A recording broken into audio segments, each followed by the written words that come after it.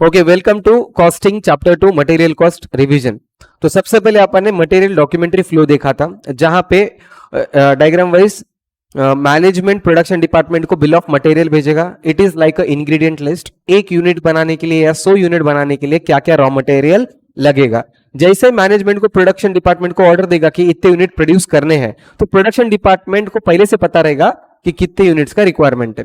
फिर production department किसको contact करेगा?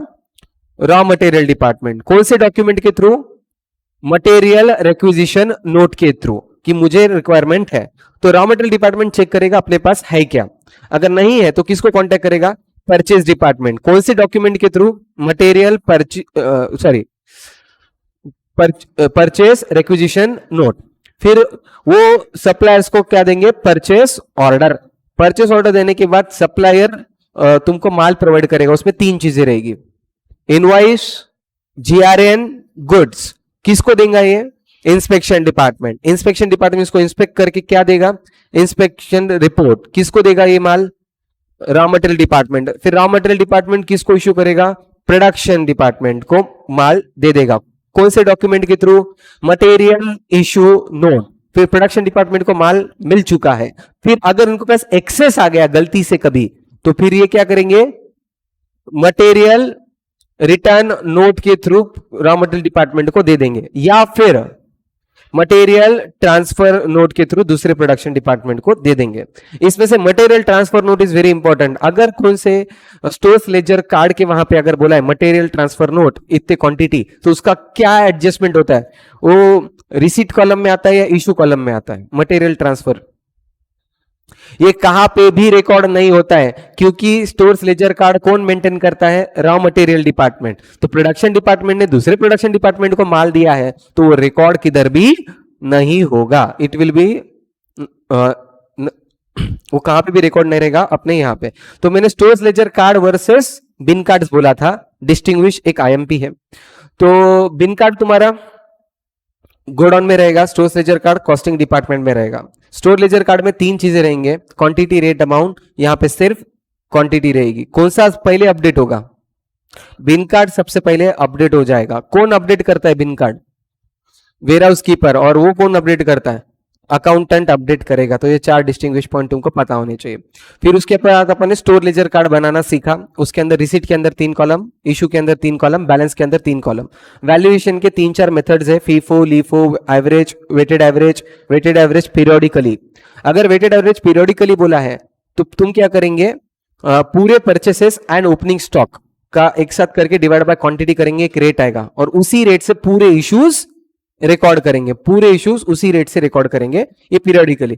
अगर वेटेड एवरेज सिंपल बोला है तो हर परचेस ट्रांजैक्शन के बाद वेटेड एवरेज का रेट चेंज हो जाएगा। और वेटेड एवरेज का रेट निकालने का एक शॉर्टकट तरीका बताया: क्वांटिटी में क्वांटिटी और अमाउंट में अमाउंट। रेट बैलेंसिंग फिगर निकाल लो, इजीली हो जाएगा।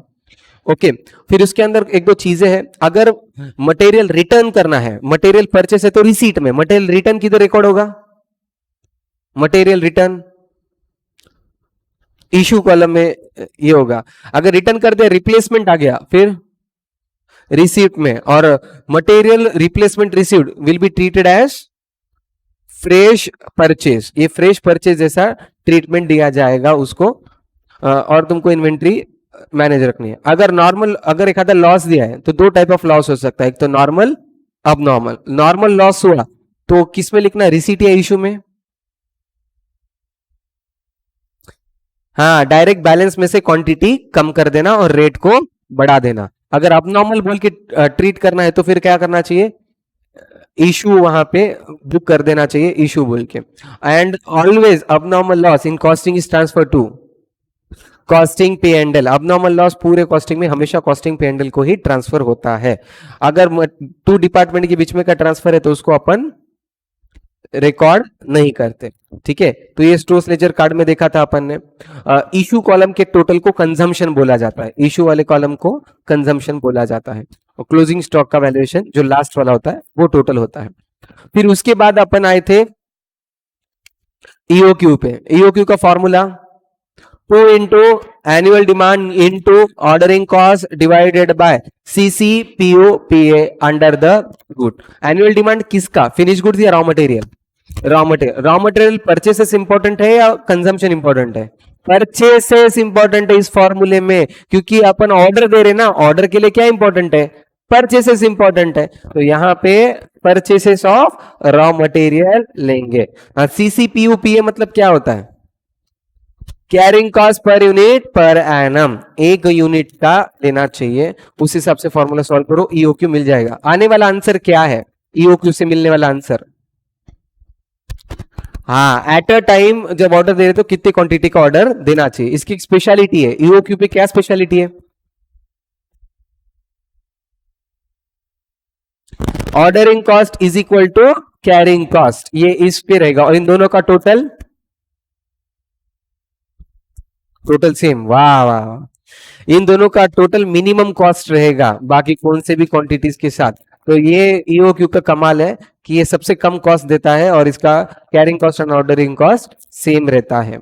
फिर अगर कोई कंपनी, इसमें क्वेश्चंस आते हैं कि ईओक्यू के अलावा कोई क्वांटिटी अगर ऑर्डर करती है तो फिर डिस्काउंट ऑफर करती है, तो अपने को कंपैरिजन बनाना पड़ता है। उसमें 3 कॉस्ट लगते हैं। कौन से 3 cost? Ordering cost, carrying cost, purchase cost. तो मेरे को बोलो टोटल ऑर्डरिंग कॉस्ट कैसे मिलेगा? Number of orders into ordering cost per order. और नंबर ऑफ ऑर्डर्स कैसे मिलते हैं? Annual demand divided by order size. तो total ordering cost is annual demand divided by order size into ordering cost per order. Carrying cost का total कैसे मिलेगा? Half of order size into C C P U P M. And purchase cost कैसे मिलेगा? Annual demand into purchase price, ये तीनों करके। यहां पे एक एक्सीडेंटल एरिया है, कौन सा? सीसीपीयूपीए जब निकाल रहे डिस्काउंटेड का, तो डिस्काउंट के हिसाब से कम करना, एक कंडीशन में नहीं करना। अगर दिया वाला है कि इग्नोर करो, क्वेश्चन खुद बोल रहा है, तुम अजम्पशन मत करो, क्वेश्चन बोल रहा तो ही अजम्पशन करना। नीचे जो भी सेविंग्स है लिखो और कंक्लूजन लिखो, और हर जगह माँ बाप दो। फिर उसके बाद अपन आए थे इफेक्टिव रेट। तो उसके अंदर सबसे पहले टैक्सेस एज अ कॉस्ट लेना या नहीं लेना? अगर क्रेडिट अवेलेबल है तो नहीं लेना, क्रेडिट अवेलेबल नहीं है तो लेना चाहिए। ओके, पैकिंग चार्जेस अगर रिटर्नेबल है तो नहीं लेना, नॉन रिटर्नेबल है तो, रेंटल है तो रेंट अमाउंट ऐड कर दो। ट्रेड डिस्काउंट माइनस करते क्या? हाँ, कैश डिस्काउंट माइनस करते नहीं करते हैं। ठीक है, तो ये सब चीजें अपन ने देखा था कॉस्टिंग निकालने के लिए, इतने सब चीजें मैटर करती है। तो नॉर्मल लॉस का एक फॉर्मूला दिया था इफेक्टिव रेट के लिए। इफेक्टिव रेट के लिए नॉर्मल लॉस को एक फॉर्मूला लिख के दिया था, क्या है? Total cost minus scrap value divided by total input minus normal loss, इसे इफेक्टिव रेट मिल जाएगा। तो एक बार कॉस्ट निकालो और उसमें से ये करो, तो नॉर्मल लॉस की क्वांटिटी माइनस करो। अगर कौन से क्वेश्चन में फर्दर डेटरियोरेशन बोला है तो उसमें से नॉर्मल लॉस होने के बाद जो क्वांटिटी बचती है उसका रेट तुमको लेना पड़ेगा। तो इफेक्टिव रेट के क्वेश्चंस हो गए थे। उसके बाद अपन आए थे अलग अलग इन्वेंट्री लेवल्स। अलग अलग इन्वेंट्री लेवल्स, उसमें सबसे पहला है रीऑर्डर लेवल। तो रीऑर्डर लेवल का फॉर्मूला बोलो, maximum usage into maximum lead time. Okay, फिर अपन आए थे मिनिमम लेवल। मिनिमम लेवल का ROL minus average consumption rate into average lead time. Okay, फिर अपन आए मैक्सिमम लेवल के ऊपर, ROL minus minimum consumption rate into minimum lead time plus ROQ। का full form reorder quantity, ROQ ही OQ है, economic order quantity. फिर अपन आए थे average level, minimum plus maximum bye 2 या फिर minimum plus half of ROQ। Exam में कौन सा करना? दोनों इससे करना। Danger level, average consumption into emergency lead time. Okay, तो इससे तुम्हारे आंसर्स आ जाएंगे। इसके बाद आए थे अपन नेक्स्ट टाइप, जहां पे इन्वेंट्री टर्नओवर रेशियो निकालना है। इन्वेंट्री टर्नओवर रेशियो का formula sales by average inventory, पर मोस्ट ऑफ द टाइम कौन सा रहेगा? Cost of good sold by average inventory. How to calculate cost of good sold? Opening stock plus purchases minus closing stock. And average inventory, opening stock plus closing stock by 2, इससे मिलेगा तुमको inventory turnover ratio. Inventory turnover ratio किस में आता है? Times में आता है। अगर 3 टाइम्स है इसका मतलब क्या? 3 बार गोडाउन में माल आया गया, माल आया गया, माल आया गया, ठीक है, तो इससे मिलेगा inventory holding period. Inventory holding period का formula 365 divided by inventory turnover ratio. इसका आने वाला आंसर किस में आएगा? डेज। सपोज डेज आए 150, इस 150 का मतलब क्या है? जो गोडाउन में जो माल है वो कितने दिन में? 150 डेज में खत्म हो जाएगा, या 150 डेज का माल गोडाउन में है, ठीक है। इतनी चीजें अपन ने देखा था। जनरली मटेरियल जो चैप्टर है 5 मार्क को आता है क्वेश्चन नंबर 1 में, तो उस क्वेश्चन को सॉल्व करने को 8 मिनट्स मिलेंगे, रीडिंग टाइम पकड़ के 9 मिनट्स, ठीक है।